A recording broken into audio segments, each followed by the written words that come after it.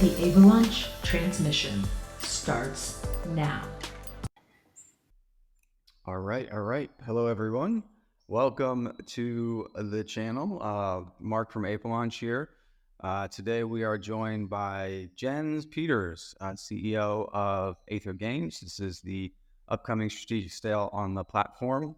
It's been a while since we've done one of these, so very, very exciting to be back. And really happy to have you here, man. So thanks a lot for joining us. Thank you for having me. Yeah, it's a real pleasure. I'm super excited to get into this today. There's like a ton of really, really cool stuff to talk about, and hopefully we'll have an opportunity to cover all of it. You know, the community is really, really excited about what you guys are building and what you're working on. Really, really high quality stuff, and that's a big part of what we're really excited about, not just with your project, but with kind of Web3 gaming in general. Is over time we've really seen a progression and evolution of this stuff in a really strong direction, and that's really cool. And I think you guys are a really, really good representation of where this stuff is getting to and is. So yeah, really cool to be kind of talking through it. And so maybe just to get started, you could tell us a little bit about yourself, who you are, what your background is, and kind of what you were doing before Aether and how it brought you to this point. Yeah, that sounds good. So to introduce myself, my name is Jens. I'm from Belgium. I'm the CEO and one of the founders of Aether Games. Before this, I was an esports celebrity manager. Before that, I've done a lot of affiliate marketing, ran many e-com stores, did that all by myself, met a lot of people throughout the days as well. And before that, I made my money playing video games, mostly World of Warcraft and League of Legends at the time. In WoW, I was the highest rated player for a full year in Europe on Cycle at the time. And during that time, I met some very experienced players that then became multi-millionaires playing League of Legends as well. And that led me to grow into becoming an esports celebrity manager because they needed someone they could trust. Working for big names like that, I was able to have communications with things like MasterCard, things like Raid Shadow Legends as well, Lenovo Legion, and basically do brand deals with many of them for many years to come. And that allowed me to have a lot of connections. I was in the crypto space since 2017, always did something around there as well. And basically connecting everything that I did in the past, using all those connections, we founded Aether Games. And that's me, together with many other founders. But we are a transmedia studio, so it can't really just be one founder because you need experience in animation, game development, even sound as well. You need past gaming experience, like from game design, from high competitive level as well. So yeah, all the cards basically lined up to where I am today. Mm-hmm. Cool. And so when you say transmedia studio, maybe you could help listeners understand like what that is a little better and kind of the implications for the project. Yeah, so the simple way of saying it is basically games that make movies and series, and movies and series that make games as well. But the bigger picture of transmedia is it's a product that you can use anywhere in your life that can be branded into anything. Let's use Pokemon, for example, which I sometimes do. You could wake up in your bed with bed sheets of Pokemon. You brush your teeth. It's a Pokemon toothbrush. You then go have your coffee. It can be a Pokemon mug as well. Then you watch something while you're eating, and it could be literally just Pokemon by itself. You could play a game with your family. It can be Monopoly in a Pokemon version. Transmedia or Pokemon in this example can literally be absolutely anything that you do. There is even a car that I saw at GDC, which was like a Pokemon branding as well. Transmedia fits every single little thing, and that's why it's so popular, because you can put it into anything. It's not just animation or CGI shows or anime or photorealistic type of movies. It can be absolutely anything. In games, it can be card games, it can be MOBAs as well, it can be any sort of tower defense, it can be a small mobile game, it can be it can literally be anything. And that is transmedia. You're not limiting yourself to one thing, but you need to have the experience to expand into everything. On top of that, clothing, merchandise, those are the obvious things. Figurines, all that stuff. Mm-hmm. Mm-hmm. And how long ago was the studio founded? Officially in 2021, but before that we were already on it. And the first thing that we released was a CGI teaser because we're very experienced with CGI. We like to show that as well, also game development. And that's why we're immediately creating a CGI show plus the game by itself, and we connect both together. Mm-hmm. And how did you initially meet like the other founders and the other people involved with the company and kind of sell them on what the vision was and like the Web3 component? Help us like understand how that kind of all came together, because like it's a big effort, right? But I think the like progression of the stuff into reality is just kind of interesting thing to learn about. Yeah, so it's actually quite easy because as long as everyone trusts each other, yeah, you have to trust each other. You're able to work on a product because at the end of the day, for example, Clement, he's an artist. He likes to make shows. He likes to make a story. He wants to bring things to life. It's not about the money in that case. It's more about showing what we can do. And that's kind of how it started. We were showing people what we can do. And that started with the CGI and a game on the side that we were creating. And I kind of snowballed out of control. We had so much demand. Like day one, we created Discord. We released a video on Facebook at the time with some friends from us, and they had 5 million views within a couple of days. And our Discord immediately had like 2,000 people with a lot of engagement. Wow. And then, as anyone knows in the crypto space, like all the VCs and the private investor were like messaging us, reaching out, and kind of escalated from that. We took things very slow. We declined a lot of investments. A lot of people know that from us as well. And then we bootstrapped things ourselves and just went slowly into the bear market. And yeah, kind of just kept building, and it kind of kept evolving as well. And then, well, as you know, how it evolved, which about the franchise that we have, it all ended up pretty damn good for where we are right now. We have our own franchise, but we work with many other big franchises as well. Mm-hmm, mm-hmm. And you make it sound easy, like you have a lot of confidence around the project and the business, but I think for the average person this would represent like a really monumental task, which I'm sure you think that it is. And so I'm just kind of wondering, in the early days of putting together this studio, and getting the right people involved, like what were some of the bigger challenges that you encountered making sure that you had the right kind of minds working on this? Again, it all comes down to trust. Like we hire people that we know very well, and then they pitch us the people that they know very well, and then we slowly grew our team like that. At one moment, we had a lot of people, but we had to take a lot of steps back because, again, we didn't accept a lot of investments at the time, and we simply couldn't scale as much as we wanted because of that and because of the bear market. But it's really just the people that we work with and the core founders, they have a absolutely massive network. I'm not joking when it's like 500 different projects that they worked on. And this goes from any sort of movie, series, Netflix, Amazon, all the way down to like when they were younger, like 16, 17 years old, working like selling Gucci bags and all that stuff to make some money, but at the side doing like game design, having their own titles as well. Like Adam, for example, he's the creator of Primal Carnage.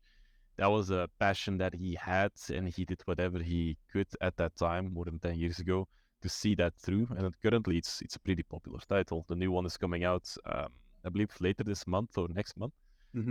That's heavily pushed by PlayStation. And because of that, we have a lot of good relationships with Sony, with PlayStation. Worked on Star Wars Battlefront 2, the latest one, briefly as well, for the sound. Gives us a lot of connections as well. And at the end of the day, the space, the entire world, like, it's quite small. I see an influencer on YouTube, for example, and suddenly like I'm in a call with him discussing things, and that's quite common. And Dimitri from our team, if you check his IMDb page, just like pictures with Jim Carrey and all that stuff, and he's used to it. He lives in LA, so you meet a lot of people there. Yeah, for sure. So the Aether like universe, let's call it.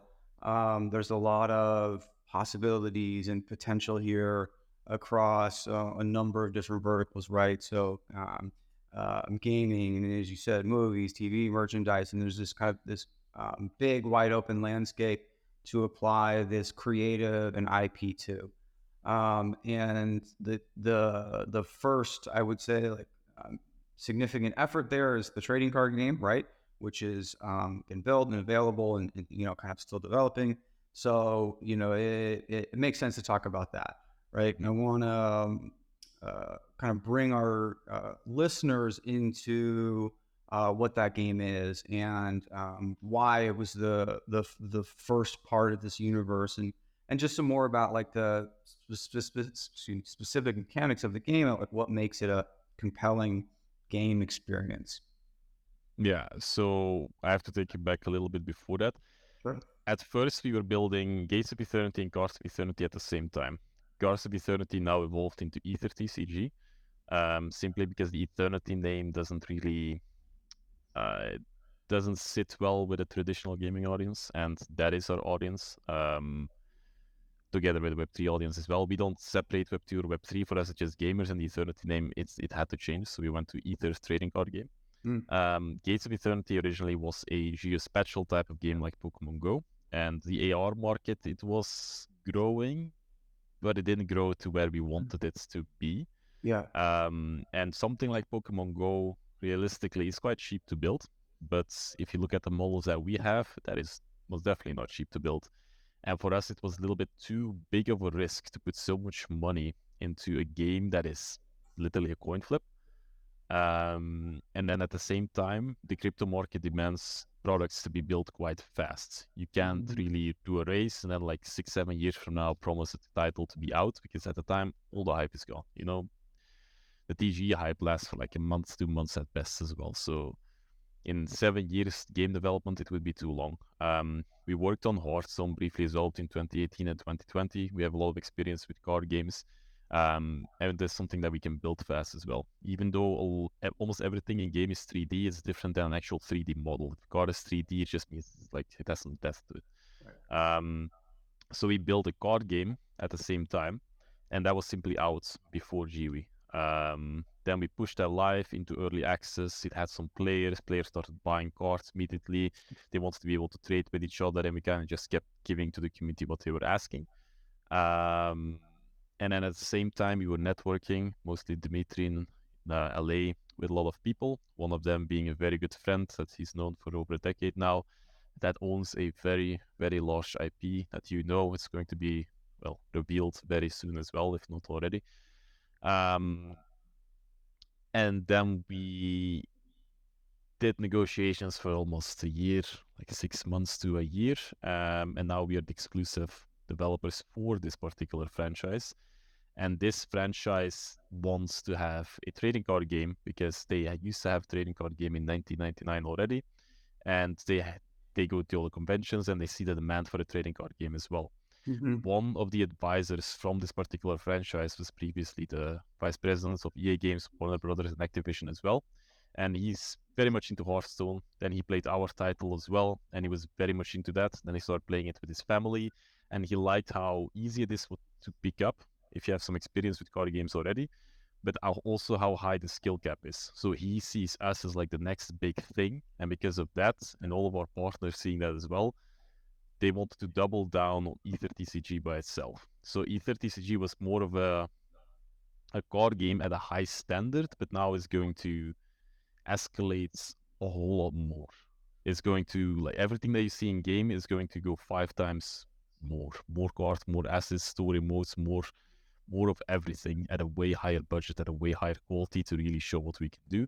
And this is together with, again, an extremely large partner and an extremely large franchise that has been standing for many decades. Yeah, that's super exciting. And one of the things that maybe we'll kind of talk about a little bit more later, but I think is just kind of a theme throughout this stuff, is this transition from Web2 to Web3 and perceptions around Web3 gaming because of its association, let's say, with like crypto, etc., and maybe any kind of things that you've had to deal with from people that like aren't already in crypto, let's say. And so the game now is, available in the Epic Store. You have people who a lot of people playing it who probably, maybe never engaged with crypto before that. And, so you're having to do some education and onboarding. And these are real, both challenges and opportunities, right?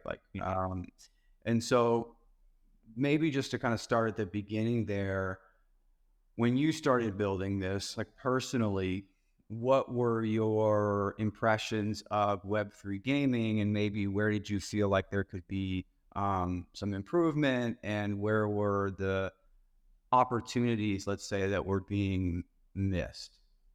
Yeah. So the missed opportunity purely in terms of raising is literally just not doing these big hype NFT sales. But I don't think if you have an NFT that's worth like 2, 5 ETH or something, and then you have like a use case in game, that is not going to reflect well in any sort of game. That is extreme pay to win. And sure, a lot of games to a certain extent are pay to win. Even games like League of Legends, they have skins banned in Worlds because it's not really pay to win, but it's just difficult to play against, which gives you an advantage, and then it's pay to win as well. In the crypto space, it's way bigger than that. If you have something that's worth like $10,000, it's just not fair. I know there are whale wars and all that stuff, but I don't really feel like we're missing out by not doing these crazy NFT drops and all of that stuff. That being said, going into the Web3 markets, we did expect to be... We kind of thought there would be more players in the Web3 space because there is so much hype, there is so much volume, so many trades going on. But if you look at the actual numbers, everyone has like 15 different wallets, and that kind of just inflates the numbers. Everything is a bit scuffed like that. The realistic number of players is very small. It's very, very small. So we need to tap into a Web2 audience. Originally, we were heavily focused on like, okay, we do sales and they're going to be NFTs and all that stuff. We quickly stepped away from that, and we quickly went to the more traditional route, but more of a Web 2.5, as our token model became using the AG token as a crafting material to create NFTs rather than to directly buy NFTs itself. It's more like if you want to trade assets, you need to convert them to NFTs, and you use a token inside of it, and that is like the big use case for it. So yeah, it's, in my opinion, quite simple, but it's not something that I see other games just yet doing. They're still going for the crazy NFT sales, and it makes sense, but more for smaller games like that. For us, it's really a pure utility token. And have you seen any kind of, let's say, pushback or confusion or questions even from Web2 gamers that find the game, they want to be part of the community, they like it, but either this is their first time interacting with crypto, or they don't like crypto games for whatever reason, or they just don't like crypto? How are you guys dealing with these challenges? Yeah, that's one of the reasons that we're in early access as well. The first time user experience has to be a lot better, especially for these type of people. The best user experience is literally you play a game and you don't even know that it's blockchain in the background. Like, if you're going to play any sort of game, it doesn't really matter on which engine it's built. It's not like, oh, it's built on Unity, I don't want to play it anymore. It doesn't matter. Like, as long as the game is good, it's good to go. So for us, we are building the wallets that you have in game. You can connect your own, that's fine. But the main wallet that you'll be using in game is the game account by itself. So the moment you have your account, you logged in, you start trading on the marketplace, which we more see as an auction house rather than something like OpenSea. Again, it's still similar, but my mind is more towards like the World of Warcraft, an improved World of Warcraft auction house. People are trading with each other. It's all on chain, it's all transactions, all very fast, but they don't need to even know it's a cryptocurrency. It's only when they start digging that they can realize, like, oh, I can send this to these alternative stores as well, and I can start selling my assets there and start trading them if I want to. But we will never push people to do that. Like Steam and many other businesses, they like to keep all players within their own ecosystem. It only makes sense, better for their attention. We do the exact same thing as well. Again, you're free to do as you wish. True asset ownership is a very big thing, but the user experience is a little bit more important to us for that. And over time, it will change. People will like NFTs and crypto and games and all that stuff simply because what's yours is yours. And so as you were designing the mechanics of the game and the experience of playing the game and onboarding into the game, I'd imagine there was a period where you guys had to really sit down and have like a pretty distinct kind of period of design thinking about how present or not present the token was going to be, or how you were going to abstract where the important areas were to kind of abstract as a way to create sort of a frictionless onboarding experience, because solving that, right, is kind of like one of the holy grails of Web3 gaming, right? I think that's the way that a lot of people look at that that challenge is, where are the areas where we can blend this, so the power of it still is there and underlies everything that's happening, but it's not kind of in people's way. And so did you guys sit down and think about that before the game design itself, after the game design? Was it did it kind of happen like organically in parallel? Yeah. The game design document changed a lot over time. Originally, we wanted to have one token for everything, to also be the in-game currency, but you quickly realize that it just doesn't work. That's too much play to earn. If you do quests and matches and we're giving you tokens every single time you do this stuff, you're just gonna get bots and people trying to drain as much as possible out of you. It doesn't make any sense. So we went with the Ether coin, which is not a cryptocurrency, which you use to buy assets, which are still not NFTs. And then you have the Blue Essence, the AEG token, which you use to basically fuel nest inside of these assets, and then you create these NFTs. By having it separate, we are not play to earn whatsoever, and it still gives that traditional user experience as well. You can play completely for free. It's up to you. You don't have to trade with anyone. That's completely up to you. And this goes for any sort of card game in the real world as well. You can go buy Pokemon, Yu-Gi-Oh, or Magic cards anywhere in the store. You don't have to go to an internet cafe to trade them with other people. You can just sit at home and play with your friends there directly. But you can also start trading them online. That's completely optional to you. And if you start trading, if you're gonna ship your Yu-Gi-Oh cards, like if you have or you need a specific card and you want to buy it, you can go and buy packs like crazy, or you can simply specifically buy it from a user somewhere in a different country. And the shipping fee that you're paying could be a card that's like 55 cents, but you're just getting unlucky and you can't find it in a pack. You pay like $8 in shipping or whatever it may be in your country, and you get that card. That's how we see it as well. The shipping is basically the entire blockchain, the gas fees and all that stuff, but it's one faster, cheaper, and everything is digitalized. Yeah, that makes a lot of sense. And I think I mean, at this point, with how still early we are in Web3 gaming, the stuff you're talking about now matters as much as the mechanics and the game experience, because if those things just stand in the way of someone ever experiencing those things, who's not already in crypto, like let's say to your point, which is still relatively small, it almost doesn't matter because they're never going to kind of experience it. So how you onboard and blend these elements is as important as any other part of the experience. And I think you guys have done a really good job at it. And that's, kind of why I keep asking about it, just because I think it's not an easy thing to do. A lot of people have done it in ways that haven't seemed to work. And it's still kind of an open design challenge and problem, right? And so there's going to be lots of different approaches to this. And I think your guys' approach is a really good one.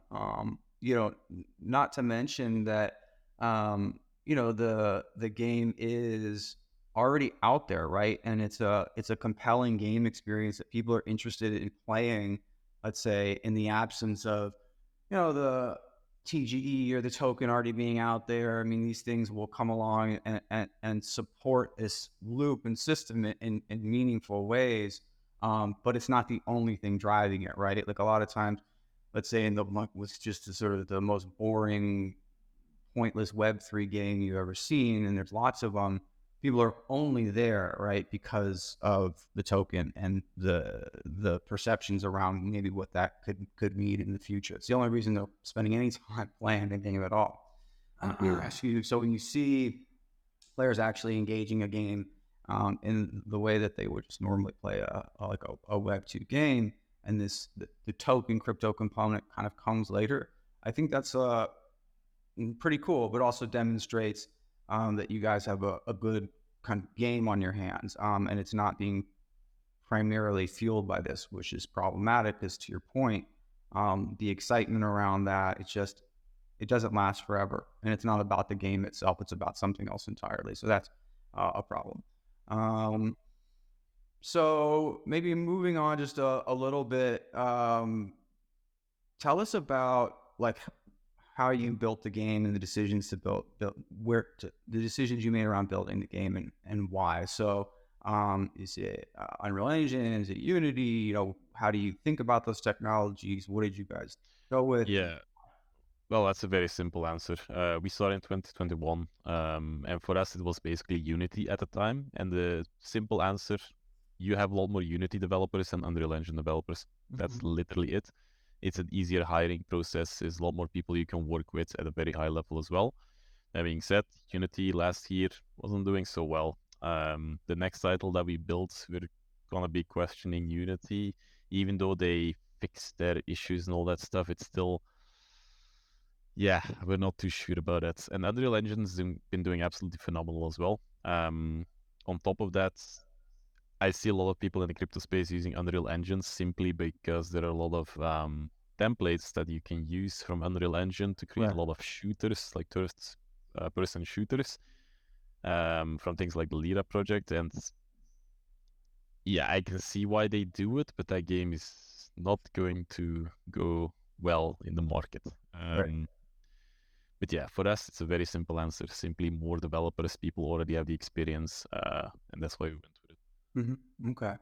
What was the actual experience like launching a game on the Epic Store? I'm hoping you can answer this question, both for the community that's just interested in the project's journey, but also other founders and game builders that are deploying stuff and looking to put stuff on the Epic Store or somewhere else similar. What was that? What was that process like? What kind of insight can you give? We were not the first, but one of the first, simply because well, we're connected with Epic Games, and they send out like an email to everyone saying like, we now allow blockchain games. You just have to make sure it's like very clear that it is a blockchain game. Yeah. And then it's just a back and forth process. Basically, you upload a build, they test it, they say like, okay, this and that should be changed, and it goes back and forth a little bit. And then you just need to make sure all the legal stuff is in order, and voila, you can launch. It's a very easy process as long as everything is legit, everything works, everything is like as it should be. I mean, it's an easy launch. Epic Games, it did quite well. I don't think it tracks the numbers that clearly, because if you look at the Unity numbers and the Epic Game numbers, it's a bit different. But it gave quite good traction. Epic Games actually, they push titles quite well, but it's like a spike and then dies out. It's similar to like any sort of launch, basically. It's just a spike in the start, and then it like dies out, and then you have like a spike again and a spike again and a spike again. The biggest spike that we had was actually a Hearthstone player that made a video about us, and he had a lot of users, and then they all came flocking to us. And he didn't have too many followers, but he gave us even more than Epic Games. So even though Epic Games is strong, it's more like, consider it a trusted platform where people can download the game. Because you'll have a lot of launchers in the crypto space right now, and they look very trusted, but at the end of the day, I would still trust Epic Games more than many of the launchers that are out there. And if a launcher just launched like last week, I would be skeptical about it as well. Right. Trust is a big thing. Right. And I mean, these are just essentially, obviously there's some audience that comes built in, but these are just ways to distribute the game. You still have to compete with everything else that's on there, and it's just a way to kind of access it. But I would imagine that because it was one of the first blockchain games, and there are people who just kind of pay attention to releases through these distribution methods, that it did come with some users, obviously. And so were those, and it may be hard to tell, I don't know, but was it an influx, let's say, of like Web2 people who were trying crypto for the first time, or what did it look like? So there are two ways, basically. You can release a title that costs like $2. You'll get a lot of sales. You can release a title as like $15, $30, $60. If you're $60 game and you're not like, you should be spending like a good chunk of money to make something like AAA standard if you're going to put that price on it. Right. But for a free-to-play game, if you push something on Epic Games, there are like countless amount of websites that pick it up as well at the same time because they're doing these API calls. And it shows like as a free game at that moment. And thousands of people don't know if this game is free right now or it's free forever. Right. We are free forever, but because people don't know, you're going to get thousands and thousands and thousands of people like putting it in the library, installing it, but not necessarily making an account just to have that title. So that's why the numbers are a little bit scuffed. You do get a lot of installs as well, like a good chunk from it, but majority is basically people just adding it to library because they don't know what you are. Yeah. And then you mentioned competing with other games. Yes and no, because you go to a platform where people are playing similar games as well, and then they go to you also. The thing about card games is people ain't loyal, simply put. They play our title, they play Aether, they play Parallel, they play Ghost Unchained, they play Hearthstone, they play all of the card games. They're really into card games, and that's their audience. So we don't mind if people go from us to Parallel to Ghost Unchained and back to us, because they're basically just chasing the updates of every game. And that's why you need to have like a lot of updates. For us, we currently do it bi-weekly or monthly, but that's simply because we're in a development state right now, pushing certain things out while we're working on something else at the same time. And that something else is going to be an absolutely massive update altogether, and that's going to be the full release as well. And so, how do you go about promoting, marketing, and competing with other like larger card games? Now, I'm more familiar, let's say, with visibility and marketing in crypto, and so whether that's a DeFi protocol or a game or whatever, there's a lot of kind of similarities and overlap. But once you're sort of out in the real world, let's say, it kind of like changes. And so I'm wondering if you can just tell us some about how you go about getting this game in front of, a really, really kind of saturated gaming world.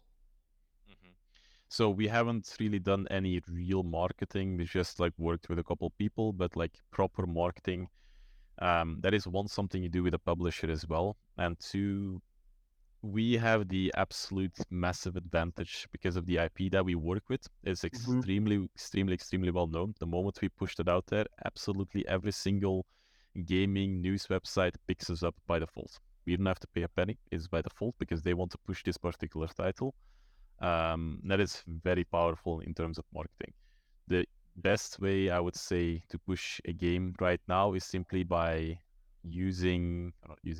working together with influencers, YouTubers, Twitch streamers that play very similar titles like what we have, right, and then basically put it in front of an audience. And if you work together with all of them at the same time, then you can push yourself up in Twitch or any other streaming platform, and then you're a trending game. That kind of just creates that ripple effect.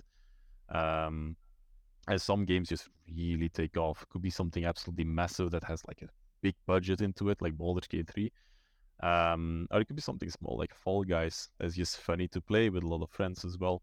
Yeah. You can't really predict which title is going to absolutely blow up. There was a game released a couple months ago. There was like one developer, ex-Roblox developer, I believe, with like $52 million in revenue.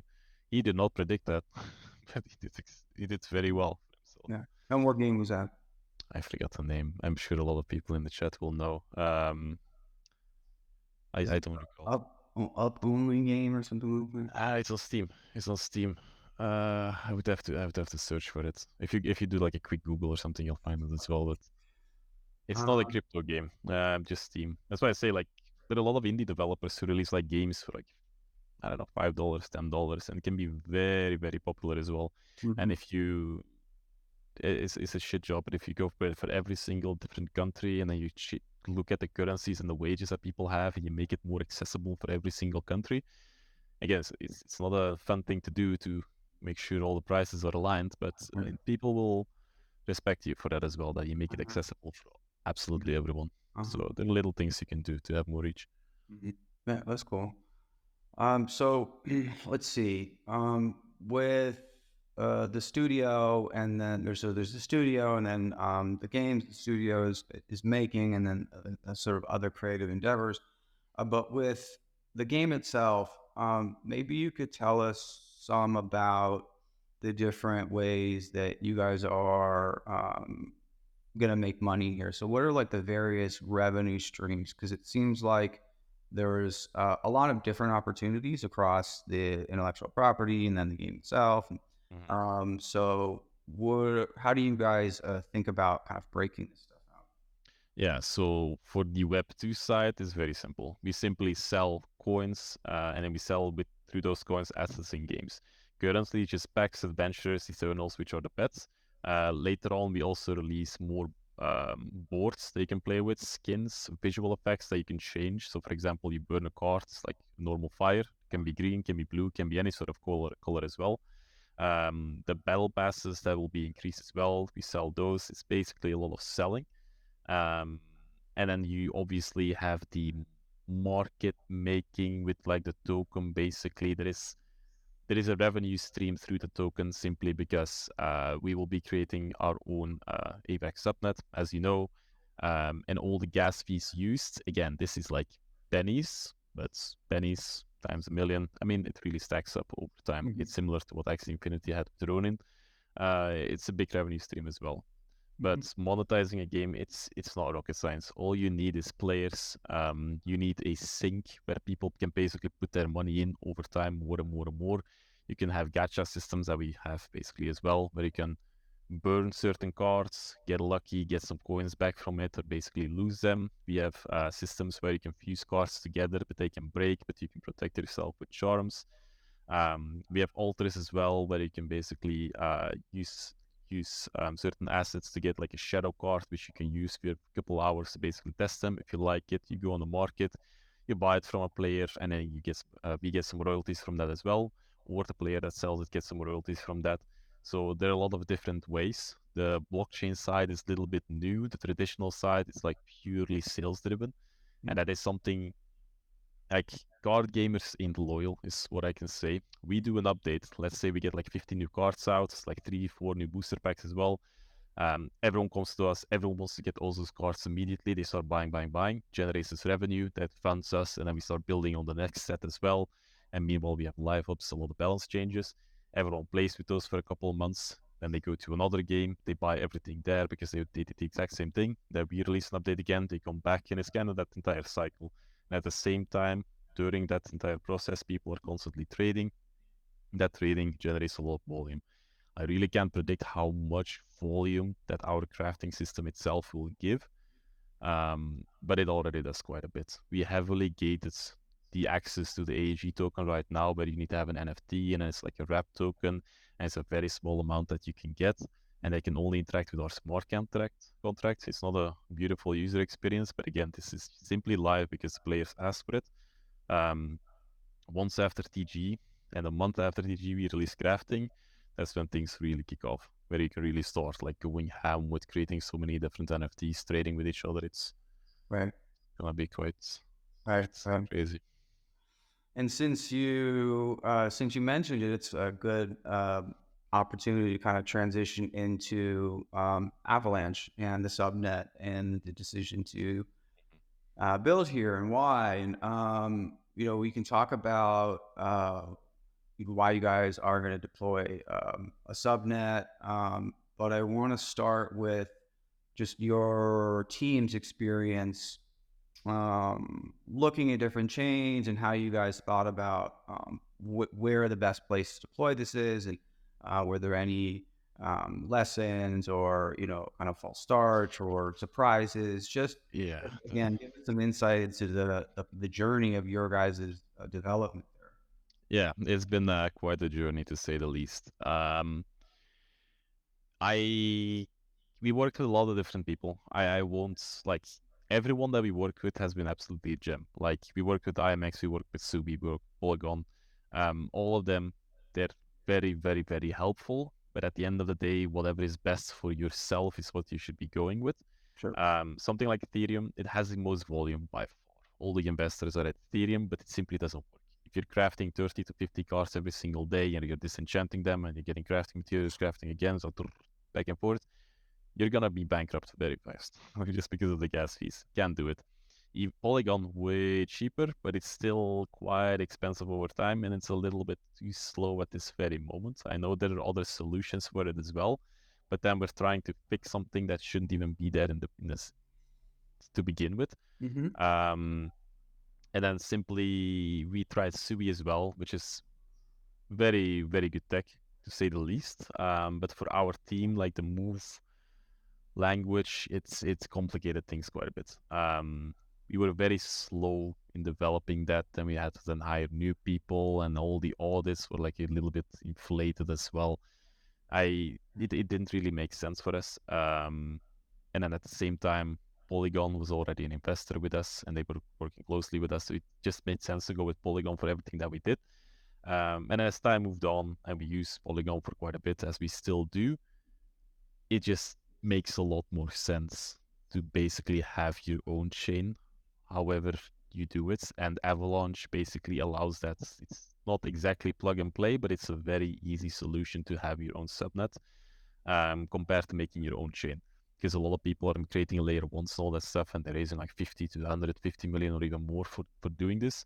We're a game development studio at its core. We do CGI, we do animation, we do all of that stuff as well, but we are not a blockchain. We're not a layer one. That's not our expertise. So going through Avalanche, working with their team, that's what makes the most sense for us. And on top of that, there is no denying using your token as gas fee is very powerful. Using it as crafting to fuel all the assets, using it as gas to fuel all the transactions, and then using it as a player-to-player currency as well. It adds an enormous amount of utility. Yeah, for sure. Yeah, we love. Obviously, we're big believers in Avalanche, and I mean, to your point earlier, we're certainly not anti kind of anything in crypto. I think there's a lot of different strategies and a lot of different approaches, and the business decisions will dictate some of this, and there's just a lot of things that can work. For our experience and our money, we focus here on Avalanche, and this is a pretty dynamic community and technology and set of tools, and it accommodates a lot of those different variables that we were talking about. So I think it's great when a team like yours that is, it's really important that they get this right. They spend a lot of resources and time looking at it, and this kind of rises to the top. It's pretty cool because it kind of validates the work that we've been doing and that everyone else in Avalanche has been doing. So it's just always interesting to hear about. But like I said, it's a very, very quickly evolving technical space. There's lots of different ways to approach this. This is just the one that that we understand the best, and so I think that's also kind of important to note. And so let's talk about the token. This is what people are purchasing in the strategic sale, and will be available at TGE, and then a big part of the experience. And so you guys have, in addition to the gas and the subnet, which is great, amazing, powerful, as you said, utility, there's a bunch of other verticals here that you guys have kind of integrated. So maybe we can kind of go through each of them and just kind of talk a little bit about them. And so there's like the staking, the crafting, and then what you guys refer to as nesting heirlooms. Maybe we talk about, clarify some of that, and then just kind of the payment. So let's just talk about how it works practically for crafting. Yeah, so for crafting, it still comes down to nesting, technically speaking. Again, if you play let's say you do the daily quests, you won a game, you get some tokens. These are Aether Game coins, they're not actually cryptocurrency tokens. You go to the store, you buy like a small pack, you get 4 cards in there. One of them is something your friend wanted, and well, it's stuck on your account. You can't trade it. You have Blue Essence as well, that's the AG token. You fuse that inside of the card, voila, now it's an NFT. You go to our marketplace that is coming later, or simply to OpenSea as of right now. And you can trade it there. Or you can directly send it to your friend as well. That's, I guess, also an option if you don't want to sell it. That in itself is the crafting, like step one. Let's say you've been playing for 6 months. You crafted 1,500 different cards. They're all NFTs. We released like 5 new patches since then as well. We have like 150 new cards, and you think like, oh damn, I don't want to spend more money. I want to, or I don't want to start grinding all these cards. I want to start crafting them to see if I can get them. You can start disenchanting cards as well. If you do so, you get a part of the token back that you used, and you also get certain materials based on which card you disenchanted. Let's say it's a dragon, get like a dragon tooth. Also fire dragon, get like a fire element with that as well. And now with that element, plus these other materials that you get, you can fuse them together onto a blank card, and now you have a new asset. You can fuse Blue Essence in there immediately as well, and voila, you immediately minted an NFT. And this back and forth process by itself is constantly transactions, and that brings you to the value of the AEG token itself, because it's an enormous amount of it's filthy cheap and fast, but it's still, you need that token constantly to fuel the transactions, and there are a lot of them. And any chain basically loves like a lot of TPS, like a lot of transactions per second. Staking by itself, it's basically staking in the Ether vault, where you get like monthly rewards over time, but they're like more exclusive rewards. That is all there is to it. It's more cosmetics to basically flex, like I have a different visual effect than you, my adventure has a skin, my board has like a little bit more going on than yours. It's little things like that. It's never going to be any sort of pay to win, where it's like lock up $2,000 and you're going to get this type of stuff. We don't do any of that. Has to stay competitive. And then there is the nesting inside of the heirlooms, which is actually a big thing. For every single element that we have in game, you can nest token inside of an heirloom. It's basically a dynamic NFT that grows over time, but it's time gated. So let's say you nest some tokens inside of it. Over a week, it goes to level 2. 5 days later, suddenly level 3. A couple days later, suddenly level 4, and so on, all the way to level 7. And if you take the tokens out of it, because it's not locked up, they basically devolve again. Based on each level that this heirloom has, you have a different type of effect that you get. So it could be like a little bit more of experience per match that you play, more questing rewards. It could be protection upon crafting, or awakening, because if you awaken, like fuse 3 cards together, they can break as well, but this heirloom can protect you. If you don't have heirlooms, you have charms that can protect you as well. And you can only have one heirloom active at the same time. So the way we see it is people can have all different types of heirlooms, level them all up, and then just keep them as is to basically activate which one they need. If they're going to spam 50 games in a day, they might be activating that one to get more experience. If they're going to be completing their quest, they're going to be activating another one.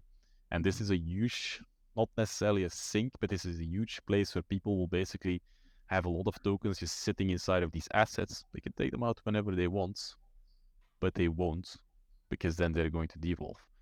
And because of that, you have very little, or at least a lot less tokens on the market, which drives the price up by default as well.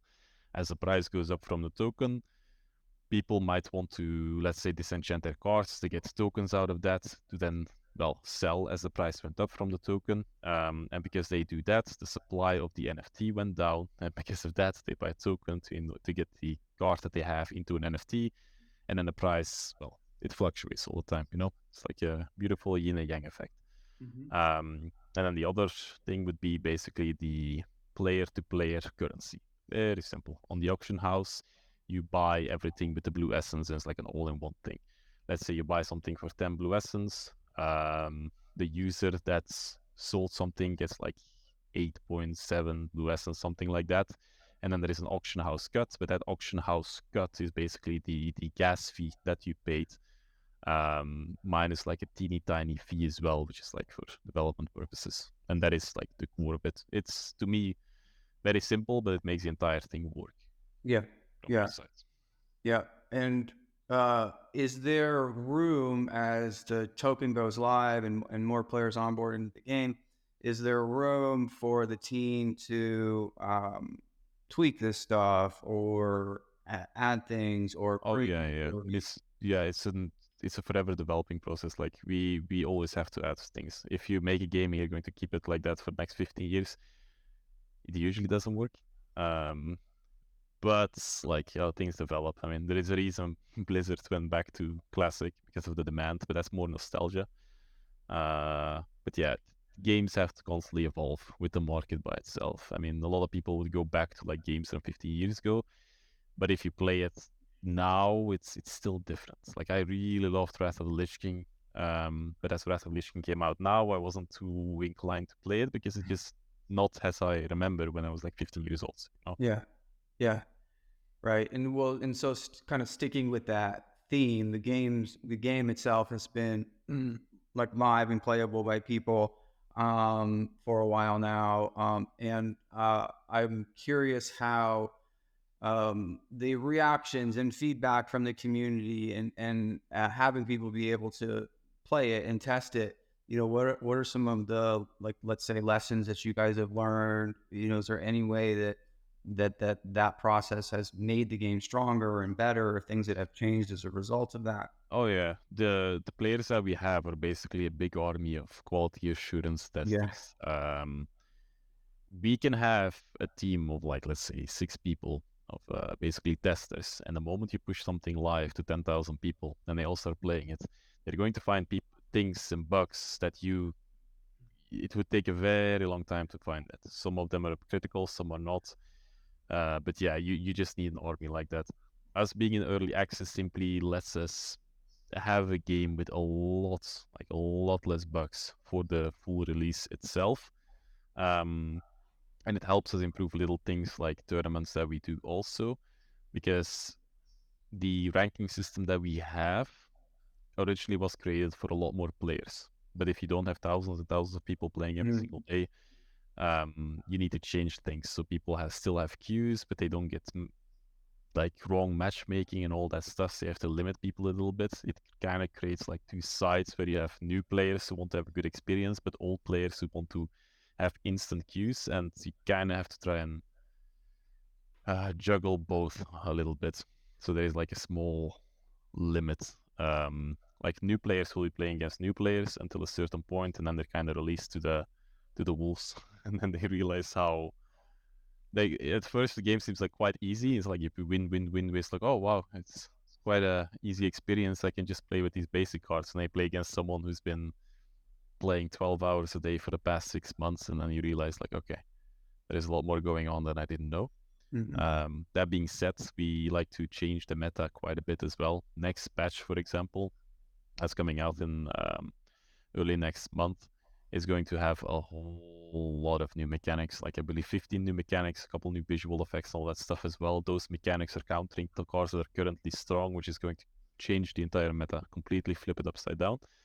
And that's going to boost like a lot of trading, because people have to completely change their decks, start trading cards, and it's good. And this is something that will do quite a lot as well. So a card that might be very bad right now that you purchase for like, let's say 15 cents, it could be worth like $50 in the future, just because the demand is only there. Okay, yeah, that's very cool. I mean, we have, I think, covered a lot here today. One of the things I wanted to just sort of talk about quickly before we kind of wrapped up here, because I don't want to, take up too much of your time, is just for the people participating in the sale and the community at large, kind of some roadmap or milestone stuff, kind of post TGE. Like, what are the things that people can look forward to? What are your guys' plans for the universe and the game? Yeah, so right before TG, we will be announcing a very large franchise that we're the official developers for, as you know. Next to that, a month after TG, we release the crafting, so where people can really start like engaging with the token. We have our own series coming out. It's like a mini series to show the proof of concept, to show the public, but more so to show Netflix, Amazon, and HBO what we can do at a very, very high level. Opens a lot of doors for us as well to have like series deals and all that stuff. Again, does this contribute towards the token? No, but it it gives us a very big reach and a very big audience, and that will contribute towards the token. Simply because there is such a large audience to reach through that. And on top of that, know that Ether trading card game, it's a mash of multiple IPs coming together. There is us, there is Illuvium, there is Ultiverse, and there is a very, very, very big one coming. That's going to be in the spotlight for a while, but at the same time, we're also speaking to Warner Brothers for some very large IPs that they have, and then the Amazon commercial department as well. So as time moves on, know that what we have is simply just a start, and there is a lot more IPs coming, well, to Ether itself. And at the same time, we basically build out our own franchise also. Awesome. Really cool, man. Really exciting stuff. You know, it's been a pleasure getting it to just kind of chat with you about some of this stuff, so everyone can learn about it. But you know, working with the team, working with you guys on the sale, it's been awesome. And we're just really excited about what you guys are building and what you're going to bring to Avalanche, and what the subnet will be able to demonstrate for people, and the usability, you know, and all that stuff. So really excited for what you guys are building, and just the opportunity to work with you guys on it. It's a really cool project. We're happy to support it. So thanks for making the time here today. We'll definitely have you and maybe some of the rest of the team back on soon. You know, we like to do updates and things like that, and there's a lot of stuff coming. So yeah, looking forward to it, and just, you know, really cool to be a part of your guys' journey through this stuff in this way. Yeah, thank you so much for having us, and it's been great working with you as well. Happy to do a follow-up real soon. Awesome. All right, man. Well, have a good rest of your day, and we'll catch up soon. You too. Thank you, man. Thanks.